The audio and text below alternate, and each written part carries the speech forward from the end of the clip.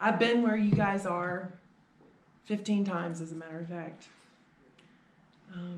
I was an IV heroin user, opioid user for 19 years. And the only thing that makes the difference is Jesus. And that's the truth. I have hope now that I didn't have when I was getting high.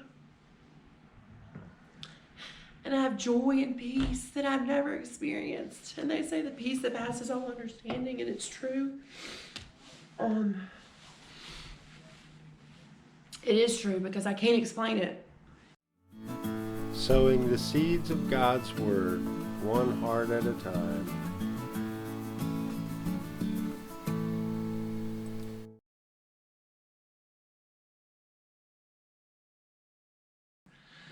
Well, I'm glad that you guys are all here. I'm glad to be here. I've been where you guys are 15 times, as a matter of fact. I was an IV heroin user, opioid user for 19 years. And I shot up the last 12. And, you know, I've lied to everybody I know and love, cheated, stolen, manipulated. I get it. I get where you guys are. It sucks, but it's worth it. I've been to programs from 2 weeks to a year. And the only thing that makes the difference is Jesus. And that's the truth. You know, I've tried to do it my way. I've tried to manipulate and control outcomes. And it wasn't worth it because it never lasted. I mean, I might be all right for a minute, but it wasn't worth it in the long run because all I ended up doing was putting a needle back in my arm. So I was born in Spartanburg, South Carolina, and my parents moved up to Morganton when I was 2, and I have an older brother and 2 little sisters who all live in Morganton now. My parents took us to church our whole life, and I thought I was saved. I was baptized as an infant. I made a profession of faith before the church when I was 12. I thought, you know, I just had a normal childhood and until I was 8 years old. And then I was sexually abused by a female babysitter. And that was hard. I didn't know how to deal with it.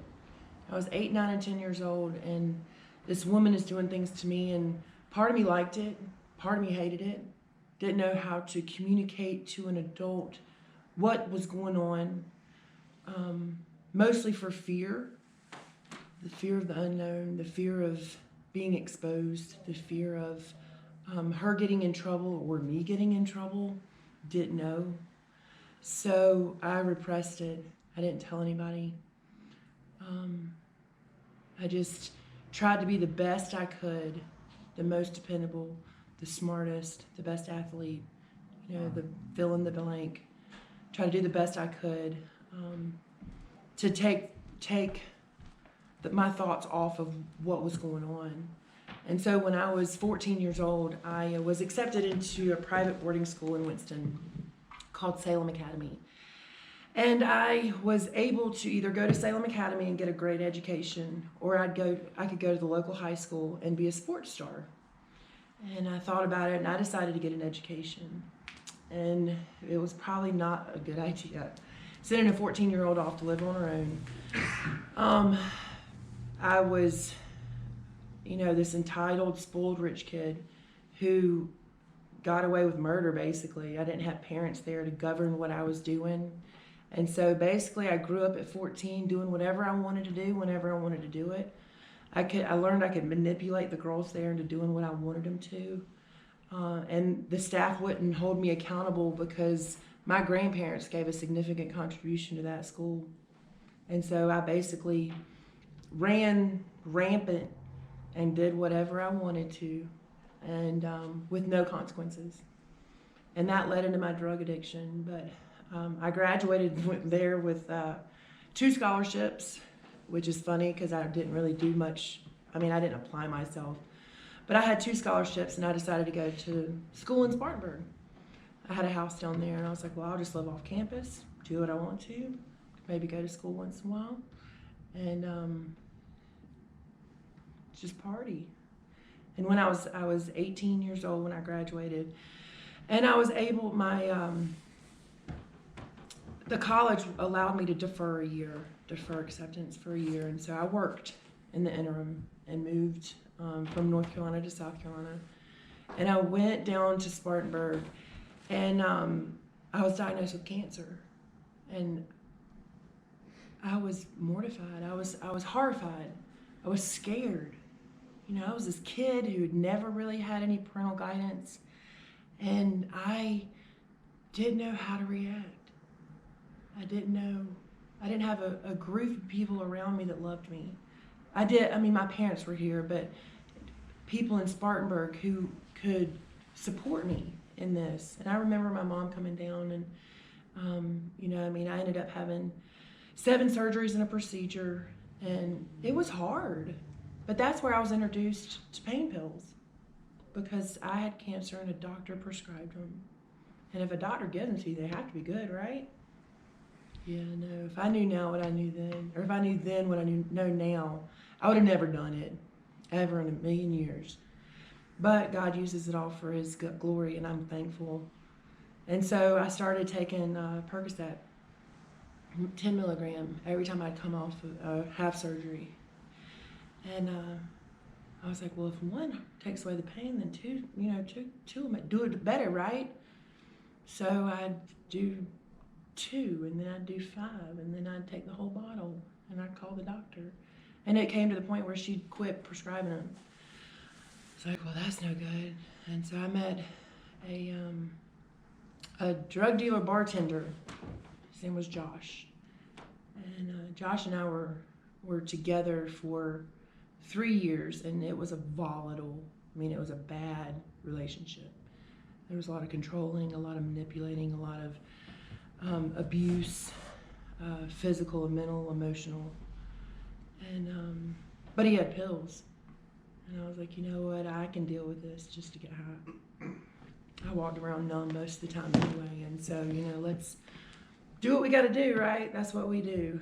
And so Josh and I stayed together for 3 years, and I remember a couple situations. A lot of it's blurry. I was just stoned, but I remember a couple situations where he wanted to go. Actually, he wanted to come up to Boone to go eat at the Daniel Boone Inn with our crew, and I didn't want to come. I don't know why I didn't want to come. I just didn't want to come, and so I walk into a different room to talk to one of the girls in our crew, and Josh walks in and thinks that we're kissing, and I'm like, that's ridiculous. And Josh and I get in this big, huge fight. I walk out to my Denali, and I was throwing his stuff on the ground, and he uppercuts me, and I end up in the hospital. And my brother's a sheriff's deputy, and he was at the hospital in 24 minutes. And he was like, I'm gonna kill him. Like, no, he's not worth it. Not worth it at all. So I get stitched up, and I'm like, I'm done with him. He's no good. I'm miserable all the time. Most of that was from drug addiction. But a few weeks later, in a moment of weakness, Josh calls. I'm like, oh, I miss him. So I go back to him. And the last day I saw him, we'd gotten into a fight. I was getting ready to leave to go to work. We got into a fight, and he was screaming and cussing and yelling. He was pissed. I don't know why he was pissed. He was always pissed about something. But he looked at me, and I was like, I effing hate you. I hope you die. And I said the same thing back to him. And I slammed the door and went off to work, and I've never seen him again. I learned, I got a phone call from the paramedics. They said Josh died of a brain aneurysm about 45 minutes after I left. And I had no emotional connection. I remember being sad but I was more relieved than I was sad. So I move on. I'm like, all right, this sucks. Life sucks. Everything sucks, right? And I get into another relationship. And his name was Doug. And it was another just abusive relationship. Because I didn't think I was worth anything. I didn't think I was worth any better than to allow these men to do what they wanted to do.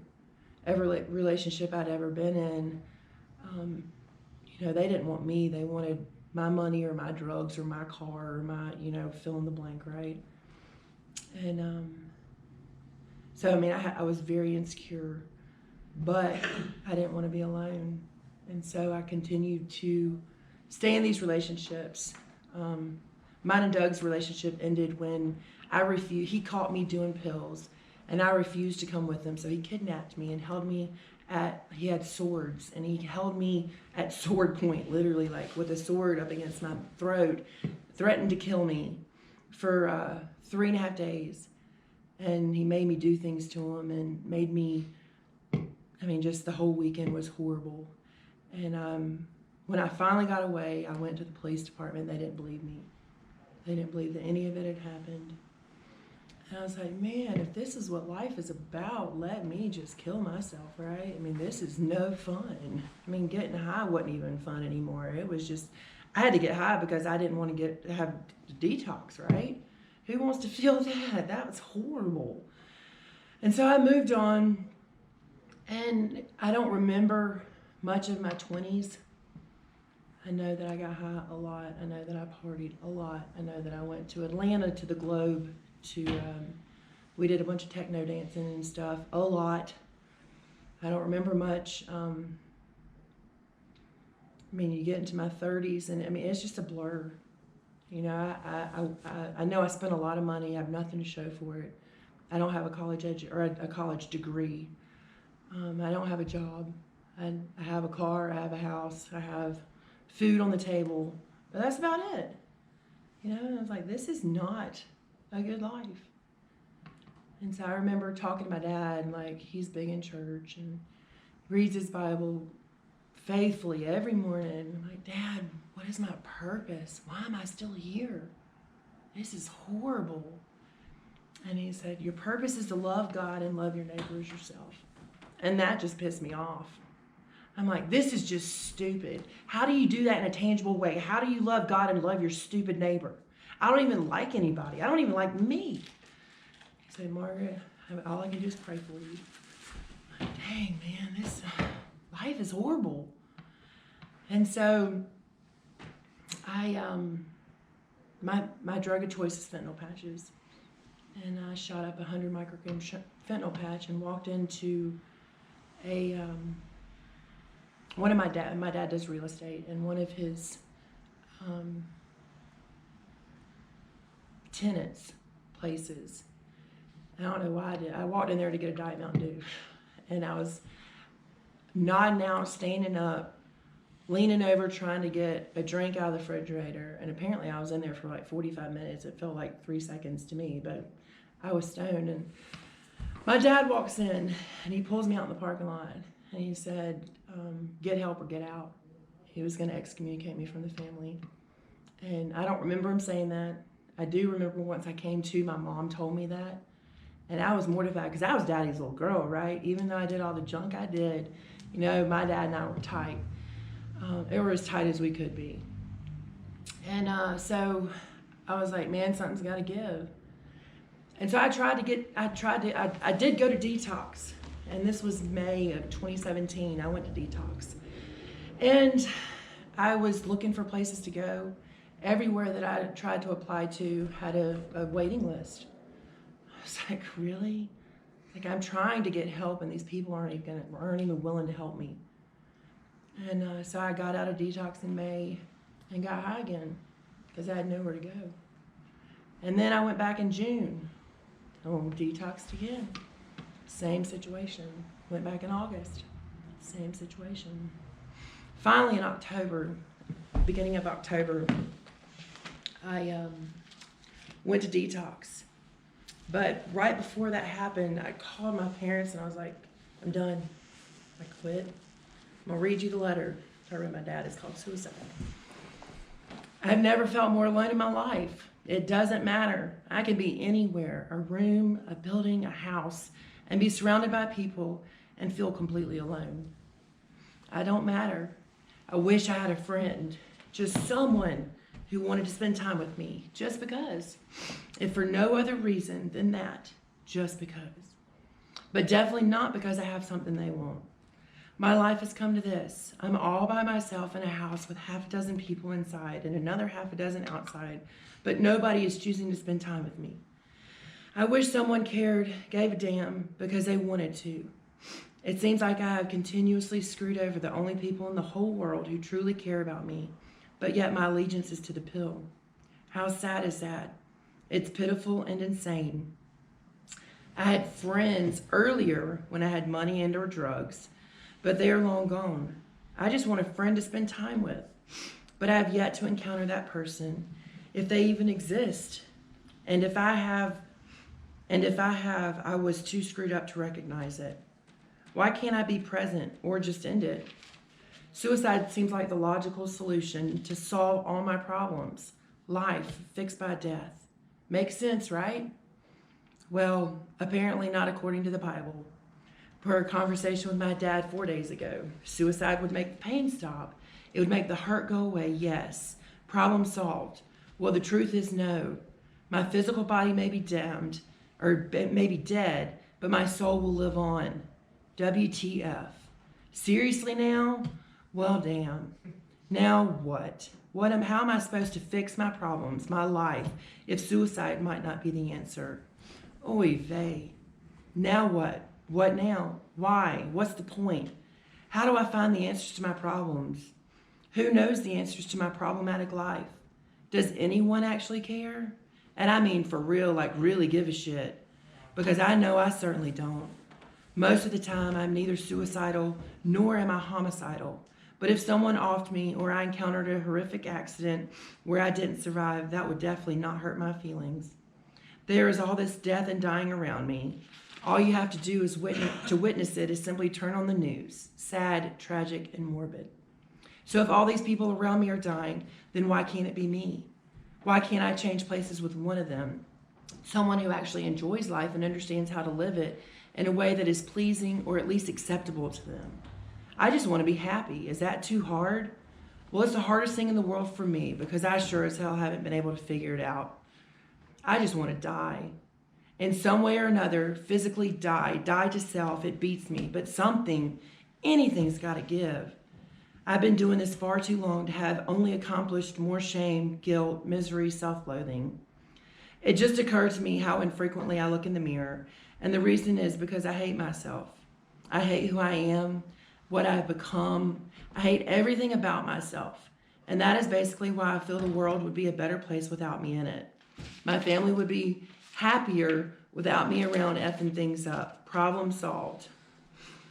Well, the truth of the matter is that the problem's not solved by death. After I wrote this, I went to detox, and I realized, I was like, you know what? Something's got to change because this is where I'm heading. It would have gotten to the point where I would have just offed myself because the pain was too great, and heck with whatever happened next. So I went to detox again, and I called my sister because I couldn't get in anywhere. I finally got a bed date at Dove's Nest, but there was a 4-week waiting list. I was like, man, this sucks. My sister lived in Washington, D.C. with her husband, and she was like, come on. So I get out of detox. I remember standing there smoking a cigarette, wanting to get high so bad. Oh man, I could taste it. And I knew that if I turned right, I could go get drugs. And if I turned left, I could go to Washington, D.C. And I sat back and thought, I was like, that was my 14th rehab detox. And I always went back out. I always got high again because I would just tell myself, just one more time. Just one more time. But it's never just one more time. I'd get high once and then a twice, and then I'd be on a roll again. Who knows when I'd come back up for air, right? And so I turned left and I went to my sister's house, and I still wanted to get high so bad. Man, I wanted to just not feel. I wanted to be numb. But where had that got me? My best decisions had gotten me to right where I was. And so I was willing to do anything to try something different. Man, come on, God, what's going on with me? Something's got to change. So I drove to D.C. I stayed in D.C. for almost a month and then went to Charlotte when my bed date was ready. I remember coming in there, and I was scared. I didn't know what to expect, but I was thankful I wasn't detoxing, because detoxing is for the birds. So I remember my parents coming on December 4th to the parents' weekend, and we sat in this big circle in this room, and the director of Dove's Nest asked everyone to go around and introduce themselves, state what resident they were with, and what their hope was for them. So it gets around to my dad, and my dad said, "My name is Clark Irwin. My daughter is Margaret, and I hope that she meets Jesus." And it was for the first time in my life that I realized that I didn't know Jesus in a relationship, real way. I knew who he was. I knew what the preachers had told me all my life, my parents, but I'd never had a real relationship. So I got on my knees that night, and I was like, "All right, God, I need you to come into my heart. Please forgive me of my sins. I desire to have a personal and intimate relationship with you, because I know that the way that I've been living my life got me here, right? It was going to kill me." And so I met Jesus that night on December 4th, 2017. And my life is forever changed. And I graduated from Dove's Nest on March the 14th of 2018. And then I was invited to come to Boone, North Carolina from Charlotte to share my testimony on the radio. I was like, yeah, no, I ain't doing that. I don't have anything to share. And why, right? But I came up here and I shared my testimony, because if all the pain and all the hurt and everything but the hope that I now have through Jesus could help one person, it was worth it. And I still feel that way. But I came up here, and by the time I got home that night, Jim Quigley had offered me a job at Carrie's home. I was like, yeah, no, I can't do that. Ain't nobody got time for that, right? So I moved up here on July the 31st of 2018 and started working at Carrie's home. And, it's wonderful, because I'm now able to share God's love through my experience. Because when I tell you I've been right where you are, I've been right where you are. For real. We might have different circumstances, but come on now, if we're using drugs, we know that where that leads. There's no hope in that. It might be fun for a while, but then it's not. And then what, right? So I come up here on July 31st, and I was commissioned by the board to do a curriculum, to figure out a curriculum for Carrie's home. So I start going to all Jim Quigley's classes. I start going to different seminars and conferences, just trying to soak up all the information I can to try to help people, women just like me. And finally, I get kind of to a stopping point, and people kept saying, well, you need to talk to James at Freedom Farm. And I'm like, I'm not talking to James, he's a jerk. Because I had been introduced to him twice, and he was mean to me both times. And so I was like, all right, well, he texts me, and he's like, if you want to get together and I can tell you what I do, then let's, we can do that. So we met in where Jim and Todd are right now, one night on a Friday night, and we talked about, I walked in and I was like, hey, he was like, tell me your story. And so I just said, hey, my name is Margaret, I'm 38 years old. And he didn't remember the rest of it, which I think is really cute. And then he told me his story, and then we talked about curriculums. And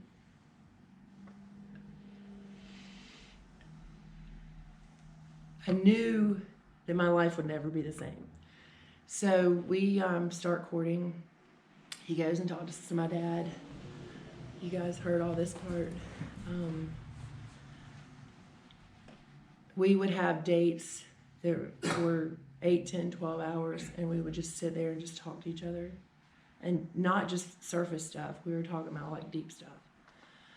And I remember having like theology conversations, or we talk about, past experiences or medical stuff. I mean, like not the weather kind of things, right? And then we get engaged at the scuba shop right before he leaves to go on a dive trip.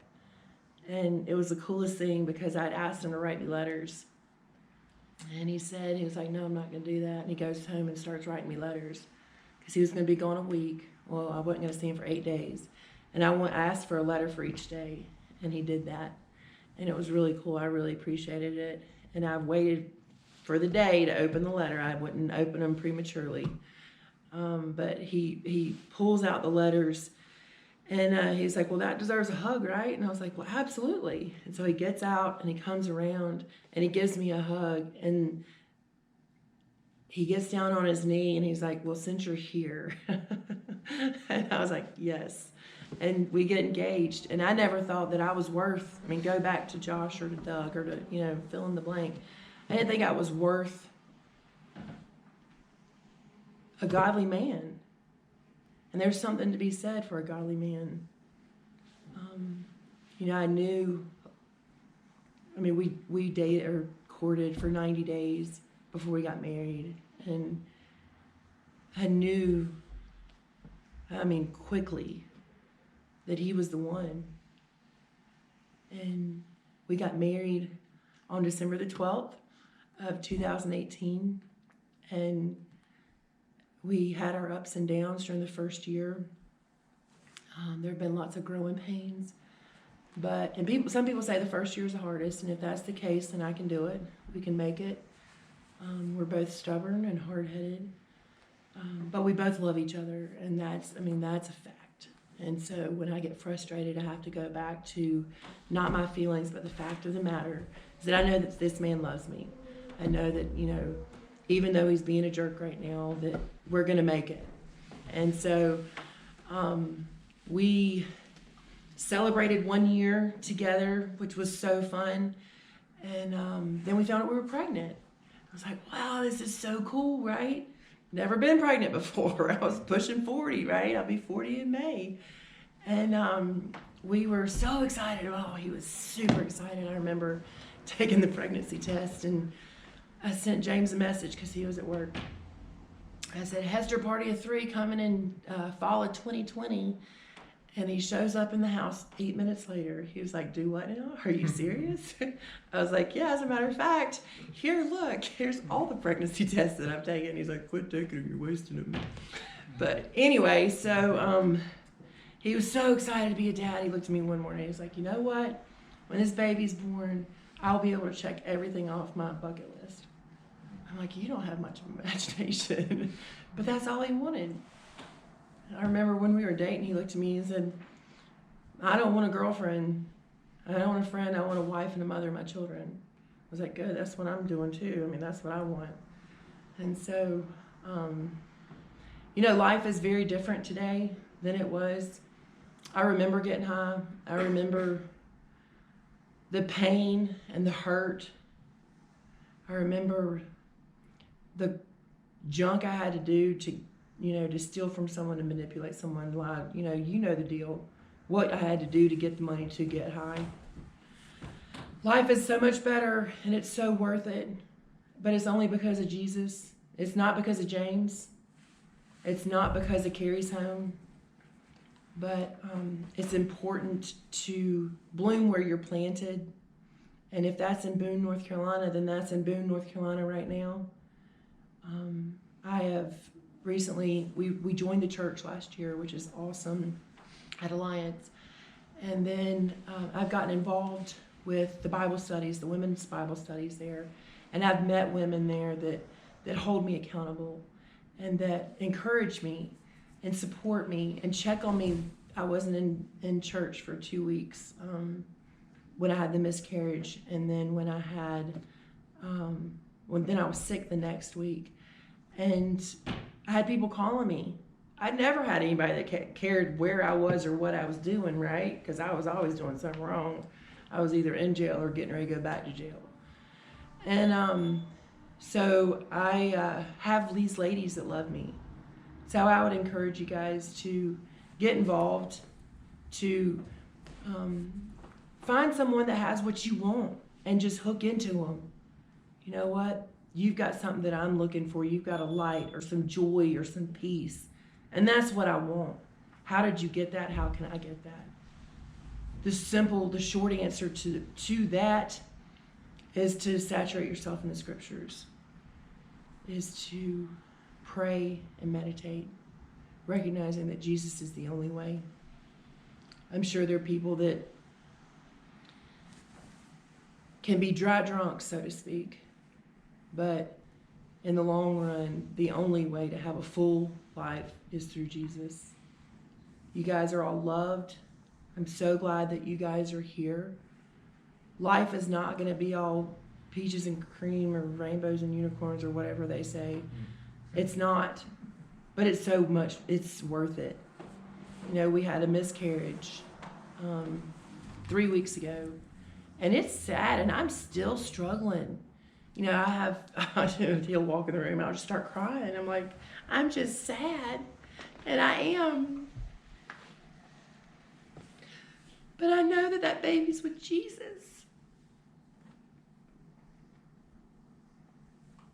And we know that we can get pregnant.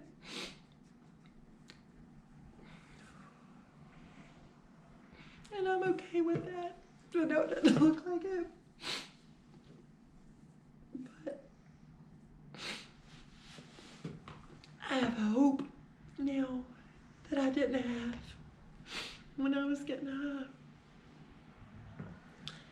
And I have joy and peace that I've never experienced. And they say the peace that passes all understanding, and it's true. It is true because I can't explain it.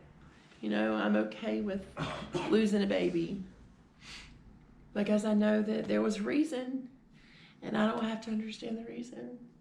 But I trust that God has a perfect plan, and it's all for my good and His glory. And so, life isn't perfect today. We still struggle. But we are so, Pastor Scott said it one week. He said, you know, we are so richly blessed. We are so richly blessed. And we are only here for a time. And it's going to be gone just like that. So, I know it's easy to get caught up in the problems and the difficulties. I get it. But if you'll focus on the blessings and you'll focus on what's really truly important, and at the end of the day, what's truly important is where you're going when you die. Are you going to heaven or are you going to hell? Because it's like you can't be halfway pregnant, right? There's not this medium ground. And so it's very important to recognize that and to surround yourself with these people here, because these people love you guys. These people being the Freedom Farm staff, the Alliance Bible Fellowship. Man, there's so much support and love in that building, in that place. But I'm glad that you guys are here. I hope that you guys will stay. I hope that you guys will choose to do something different. We know how to get high, but it's much better not getting high. And I never thought I would say that. And I am very contented with my life, and that's only because of Jesus. So that's all I got.